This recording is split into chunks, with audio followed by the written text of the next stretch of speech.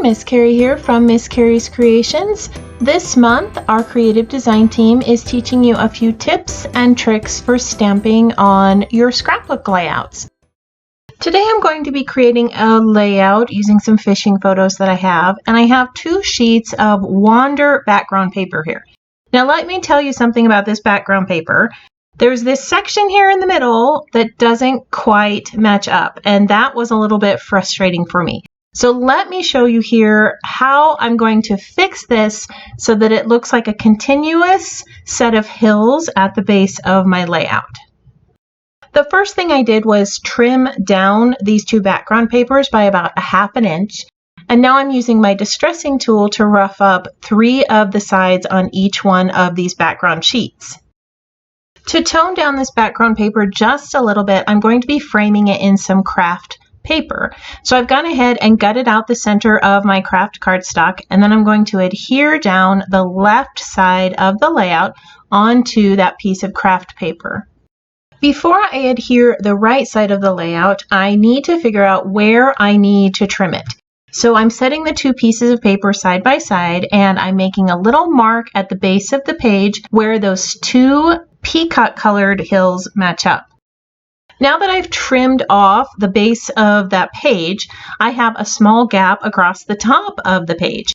So I'm going to fill in this gap with a zip strip or a product strip. And I'm just going to lay it across the top of the page, matching the top of the left layout. And then I'm just going to tuck the remaining zip strip underneath that background paper. Now I just need to trim off the excess, and we're going to start building the rest of the layout. Now I know that the hills don't quite match up yet. As I'm building this layout, you're going to see where I'm going to hide some of those edges so that it eventually looks like a continuous set of hills. I'm going to start by laying down some mix-in wood grain paper on this background sheet.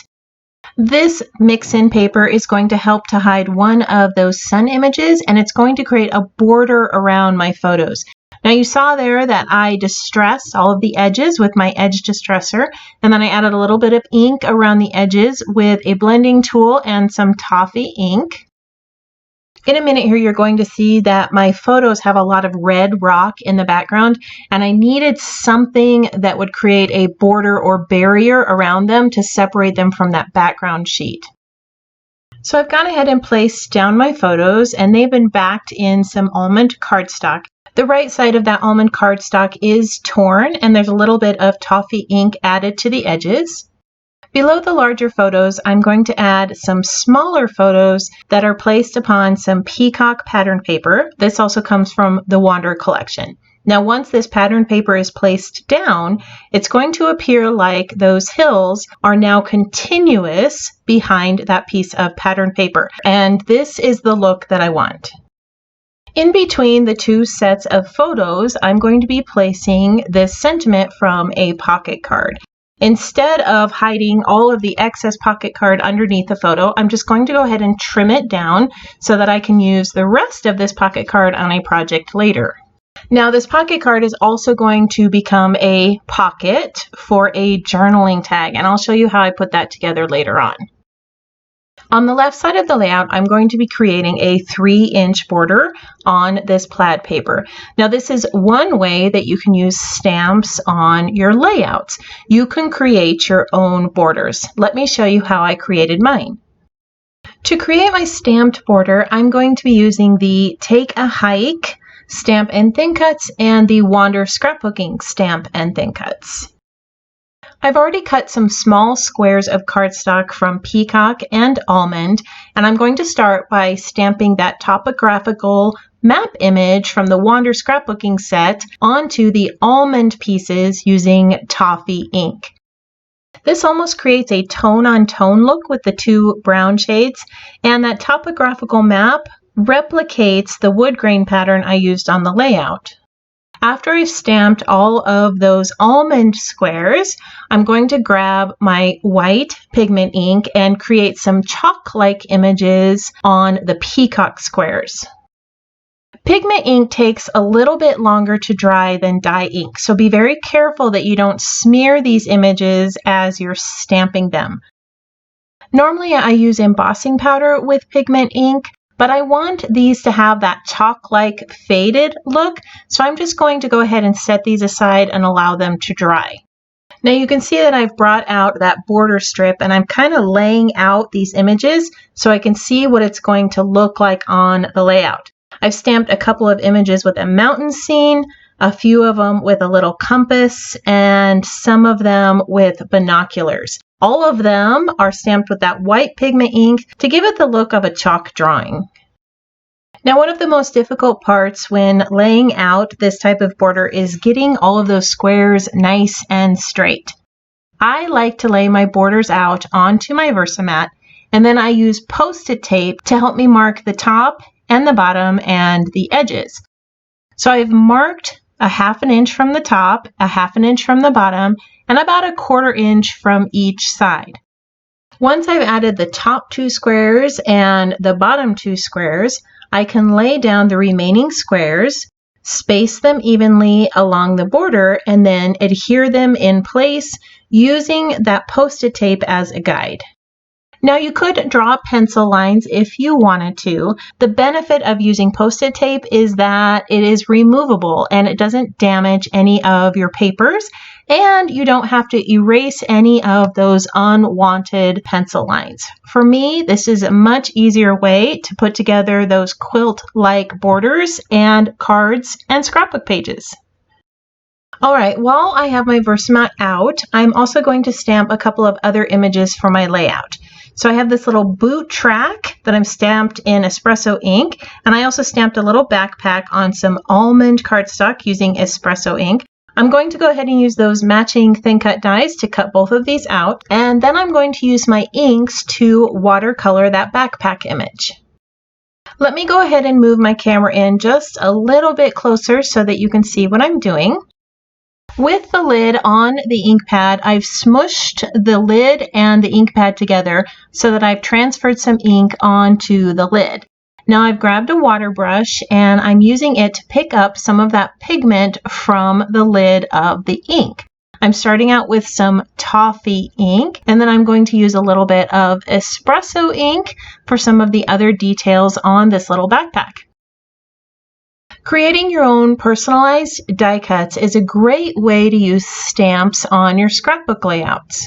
You can't always find a sticker or a die cut in your collection that matches perfectly, but you can shade a stamped image in any color you want to match your layout. And that's exactly what I've done here with this little backpack. I've used inks that match the colors on my layout, and I've been able to create my own personalized little die cut. All right, now I've finished stamping the border and I finished creating some little die cuts. The next thing I want to do is create my title. I'm going to be cutting my title out of White Daisy cardstock using these block thin cuts. Now, before I do that, I want to stamp that little topographical map image down onto the cardstock in some toffee ink. This is going to create the look of patterned paper on each one of those letters, and it's going to match the topographical image in the border and match that wood grain paper behind the photos. Now, these letters don't quite fit on the topographical map image, so I am having to put them at an angle and place them specifically down onto each one of those little stamped squares and use a little Post-it tape to hold them in place. After I've stamped all of the letters, I just need to run them through my die cut machine, and now you can see each one of those letters looks like I cut it out of patterned paper. If you wanted to add a little bit of inking along the edges, you could do that. Or you could use some watercolored ink to fill in some of that topographical map image. So I gathered all of the items that I stamped and I went to put this layout together, and that border that I created just didn't fit. Even after adding some paprika colored stitching, it just felt out of place, and I'm sure this has happened to you before too. Instead of setting it aside and not using it at all, I just changed it up a little bit. The border is a little bit thinner and shorter, and the squares are closer together. I also matched the pattern paper with the patterned paper that is behind the photos. I added a paprika strip of paper along the side, and then I added bits of stitching across the top. I also added some stitching on other parts of the layout just to add a bit of texture to this page. Now that the layout feels a little bit more balanced, I can start putting together all of the other elements. I am going to build this little pocket here for my tag, so I've only put adhesive part way up that pocket card, and then I'm just going to place it here behind the photo. I still want that journaling tag to be able to slide in and out behind there, so I made sure that I didn't add too much adhesive behind the photo or behind that pocket card. The next step is to add my title to the layout, and I have another trick for you that helps you line up your letters on your layout using Post-it tape once again. So here I have those letters that I stamped and cut out using those thin cuts, and I'm using my Versamat to space them evenly apart.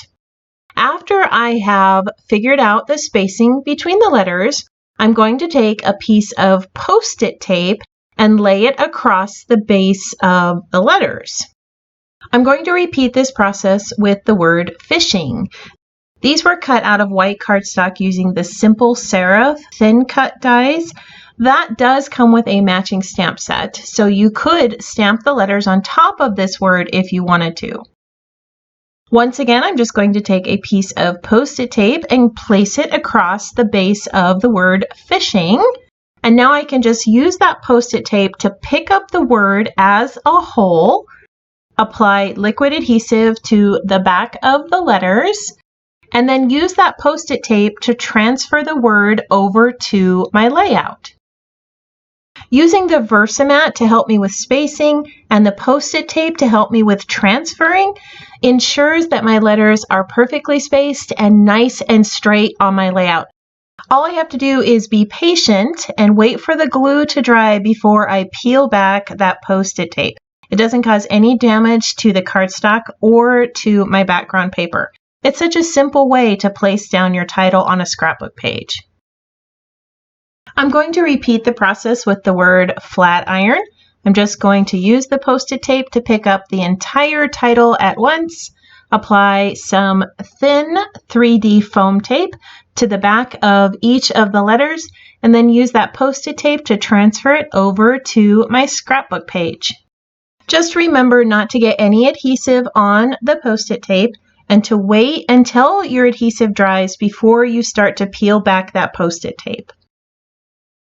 Below the title, I'm going to be placing some wood chevron shapes and a wood arrow. Both of these will create a platform for the title, and they will also help to lead your eye across the page. As I finish adding some of the embellishments to the layout, I want to tell you a little bit more about these photos. All of the ground near Flatiron's reservoir is a richer red than it actually shows up in the picture. Everything you take with you is going to be dyed red, including the white dog that you bring fishing with you. Her fur and her feet were red by the end of the day. On the day we took these photos, our son had invited us to go fishing with him, but we had other plans. And he was rather upset by the fact that we couldn't join him, so we canceled those plans. Because when your 20-something son asks to spend the day with you, you figure out a way to spend the day with him.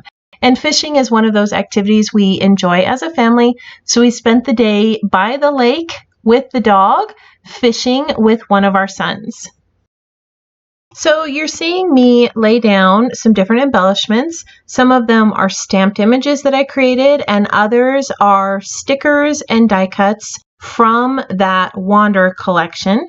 I'm using those embellishment clusters to create a visual triangle with the title at the bottom of the page, and I'm using wooden arrows to point to specific elements and lead your eye across the layout. Off camera, I added a few more elements to this layout. I created some little paprika dots using a marker and these white acrylic dots. So these are our white acrylic dots we have on the website, and then I just used a tri-blend marker to shade them to match the color of the paprika on the layout. So if you take a look at them close up, you can kind of see that I shaded them with a marker, but not really. It actually looks like I had some paprika dots in my collection. And I love being able to do this with our white dots. I can color them in any shade I want using those alcohol markers. So the inspiration for this page came from the Make It From Your Heart Volume 2 book. You can see here this little layout is what inspired me. There's the stamped border over there on the left side and then the really large title at the bottom. And I thought this worked really well with that Wander background paper because the hills were perfect for the base of this page, and they matched that red soil and lake water in my photos. Now today's focus was to show you ways that you could use stamped images on your layout. So I showed you how to create your own border using various stamped images. I also showed you how to create your own die cuts using stamped images and how to enhance a title using a background image stamp. It all came together beautifully on this layout, and I will always treasure these memories of our son asking us to go fishing with him. I want to thank you for joining me today as I created this fishing flat irons layout. I hope that you were inspired to try something new and that you learned a few tips and tricks for using stamped images on your scrapbook pages. Throughout the week, the creative design team has been creating videos sharing more ways to use stamped images on your scrapbook pages. The next person on the list is Jema, and I'll add her video link tomorrow. If you missed any of the other creative design team videos, you can go ahead and click on that playlist above. While you're at it, go ahead and hit the subscribe button so that you're notified when I add another video. I hope you have a wonderful week. I can't wait to see what you create.